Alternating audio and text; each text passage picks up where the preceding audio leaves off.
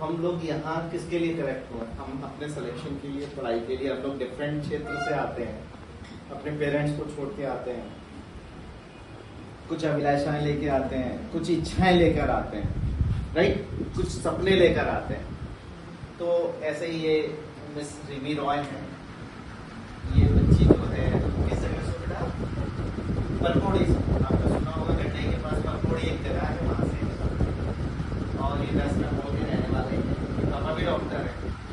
इस बच्ची ने थोड़ा स्टडी और आज वो सिलेक्शन अच्छे मार्क्स से जनरल कैटेगरी में सिलेक्शन, और सी हैज गॉट एडमिशन इन आपके जो चंद्रलाल चंद्राकर मेडिकल कॉलेज है वहाँ हुआ है। आपको पता है कि प्राइवेट मेडिकल कॉलेजेस में जाने के लिए लोग 1 CR तक खर्च कर रहे हैं। मतलब मैं तो ये कहूँगा, अगर उसने गवर्नमेंट मेडिकल कॉलेज में अगर एडमिशन लिया है तो she has saved 1 CR rupees of her parents, है कि नहीं?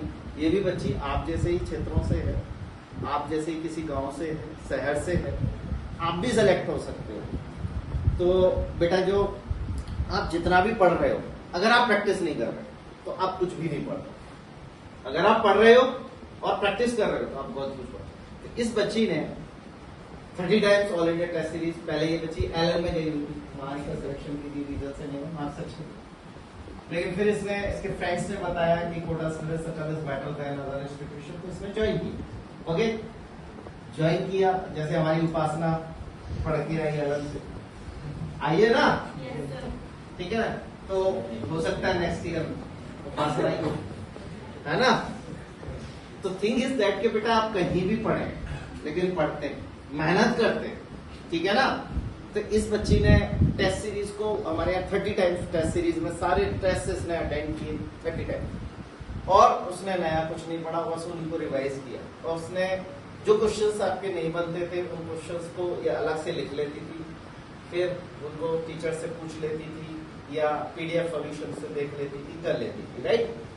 और कहते हैं एक कहावत है कि आप 7 डिफरेंट बुक्स पढ़ने से अच्छा है आप एक बुक को 7 टाइम्स पढ़ लीजिए, आप हीरो बन जाएंगे। भाई टीचर हीरो क्यों होता है? टीचर भी तो आप जैसा ही, हम जैसा ही है। वो नंबर ऑफ टाइम्स उस चैप्टर को, नंबर ऑफ टाइम्स उस क्वेश्चंस को, उस थ्योरी को, उस कॉन्सेप्ट को कर चुका है, इसलिए वो टीचर है। आप भी टीचर है अगर आप ऐसा करते हैं, राइट? तो थिंक बस डिफरेंस इतना होता है। तो मैं इस बच्ची से मैं पहले तो बधाई देता हूँ, इसने बहुत अच्छा काम किया, और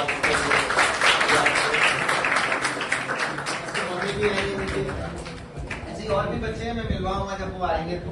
ओके, मैंने इस बच्ची का भी वीडियो शूट किया हुआ है और आप इनके शब्दों को सुनिएगा, है ना? तो थिंग इज दैट कि बेटा आपने क्या ऐसा किया जिसकी वजह से आपको सिलेक्शन मिला। थोड़ा सा ये भी मोटिवेट हो आपके, क्योंकि देखिए चमत्कार को नमस्कार, राइट? तो सी एस डन किया है ना।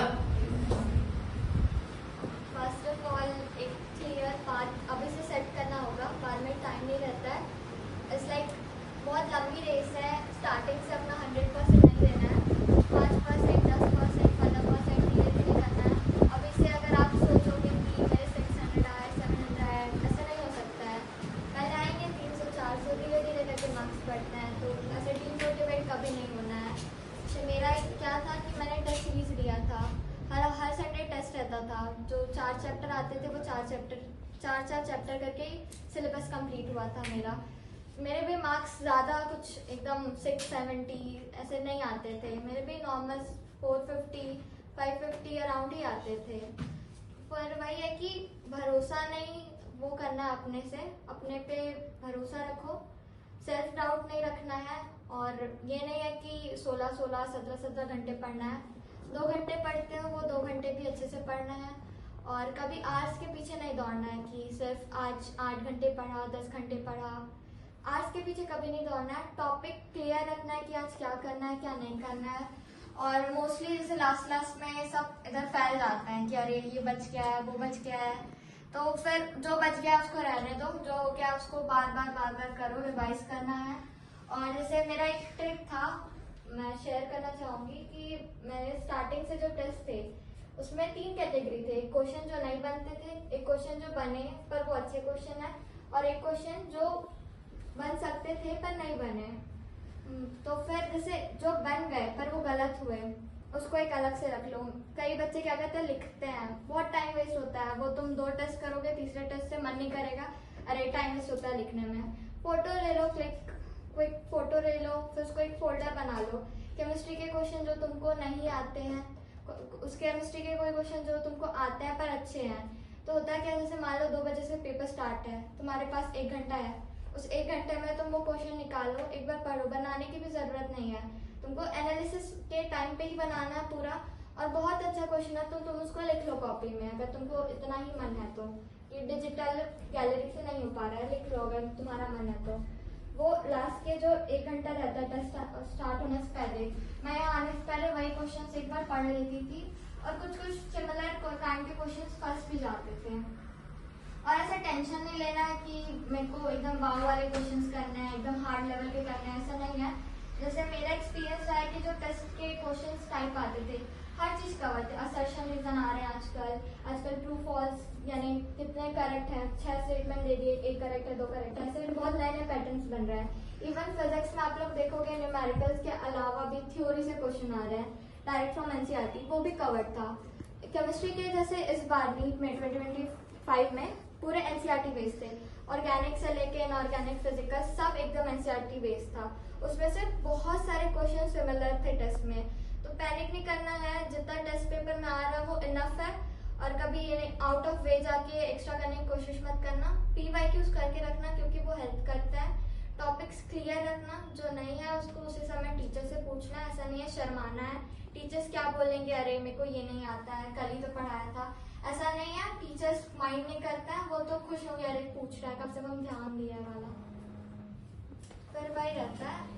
और कभी ऐसा ये नहीं, अपने पे सेल्फ डाउट, सबसे मेन चीज यही रहता है, अपने पे डाउट होता है कि मैं कर पाऊंगा, कर पाऊंगी कि नहीं वाला, तो वो कभी डाउट मत रखना। मैं भी आप लोगों को जैसे I used to sit right there with you guys, ऐसा था, तो फिर मैं भी एकदम वो वाली जगह से नहीं हूँ। मैं भी वही same bench, same table, same chair, pen, सब मेरा भी सेम था।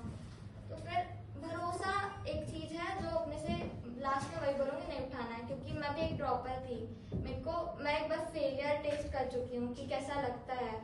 मैं दिसंबर से स्टार्ट किया था मैंने, मेरे पास आधे मंथ्स ऐसे ही चले गए थे, मेरे पास सिर्फ 5 मंथ्स थे पढ़ने के लिए। तो फिर वो भले मैं चाहती तो सोचती अरे नहीं, इस ईयर को छोड़ती हूँ, नेक्स्ट ईयर से करती हूँ। अभी भी सितंबर आ गया, तो अभी भी एकदम टू लेट नहीं है।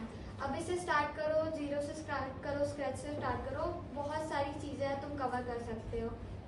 और लास्ट में देखना कि अगर मार्क्स नहीं बन रहे हैं तो उदास नहीं होना है, ट्राई करना कि नेक्स्ट टाइम बेटर हो। और ये ध्यान रखना, अगर तुम्हारे हर टेस्ट में कुछ नंबर बढ़े, चाहे वो 50 हो, 100 हो, 2 हो, पर नंबर बढ़ने चाहिए, ये अपने पे थोड़ा स्ट्रिक्ट रखना। और जैसे सोशल मीडिया का सर ने बोला था, बहुत वो एक क्रूशियल पॉइंट होता है। मैंने अपने आप को 1 साल के लिए पूरा हटा दिया था सोशल मीडिया से। No insta, no Snapchat, no Twitter, no nothing. एक यूट्यूब था, यूट्यूब में भी मेरा क्या था, एक टाइमर सेटिंग होता है, 1 घंटे से ज़्यादा मेरा यूट्यूब टाइम नहीं था, स्क्रीन टाइम एकदम 0 था। जो लेक्चर्स, अगर आप लोग तो ऑफलाइन आ रहे हो टीचर्स के पास, तो फिर जैसे डिजिटल एक पढ़ाई होती है, उस पर फुल्ली डिपेंड नहीं होना। होता क्या, वो वीडियो चल रहा है, तुमको लग रहा है, तुम्हारे दिमाग में जा रहा है, अरे सर बहुत अच्छे से बताता है, वो नहीं जाता है। एक फिजिकल फॉर्म में अगर टीचर तुम्हारे सामने तुमको पढ़ा रहा है, तो वो तुम्हारे